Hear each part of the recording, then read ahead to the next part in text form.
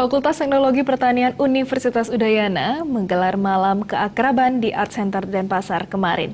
Kegiatan tersebut serangkaian hari ulang tahun ke-31 Fakultas Teknologi Pertanian dan ulang tahun ke-21 Badan Kekeluargaan.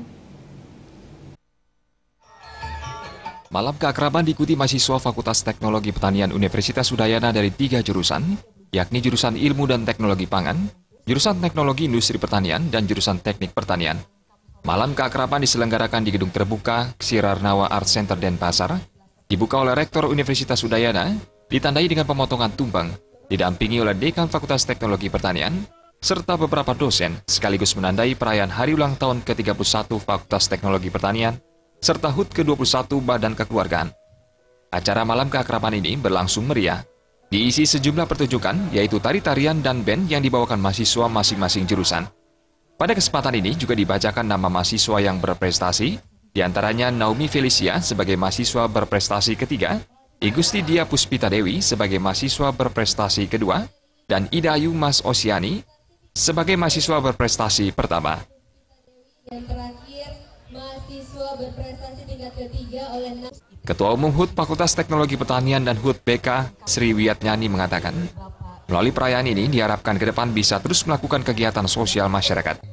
Pihaknya juga tetap membantu agar kelompok tani di desa bisa diberdayakan dan berwirausaha secara mandiri. Tapi kita di sini menekankan biasanya kalau orang ulang tahun kalau ulang tahun biasanya hanya intern atau hanya kesannya hanya malam keakraban atau lomba-lomba, tetapi kita di sini menekankan adalah pada alumni ikut terlibat, itu yang pertama. Yang kedua adalah kita melakukan kegiatan kepedulian sosial, baik terhadap lingkungan maupun sesama. Jadi dalam kegiatan kita dari rangkaian bulan Juli sampai dengan hari ini puncaknya itu kegiatan kita sangat banyak. Jadi ada jegek bagus, tanam bakau, kemudian ke sekolah tertinggal bantuan, kemudian juga ke ke panti asuhan, 2 panti asuhan. Dekan Fakultas Teknologi Pertanian UNUT, Mayun Permana mengatakan, Fakultas Teknologi Pertanian selalu menyiapkan mahasiswa yang siap untuk turun ke lapangan maupun melakukan analisis di laboratorium. Melalui pengembangan pertanian, diharapkan ke depan mampu mengurangi bahan-bahan impor, terutama hasil pertanian impor. Nah, dengan di sini Fakultas Teknologi Pertanian kami selalu menyiapkan tenaga-tenaga baik itu yang siap untuk turun ke lapangan maupun yang menganalisis di laboratorium.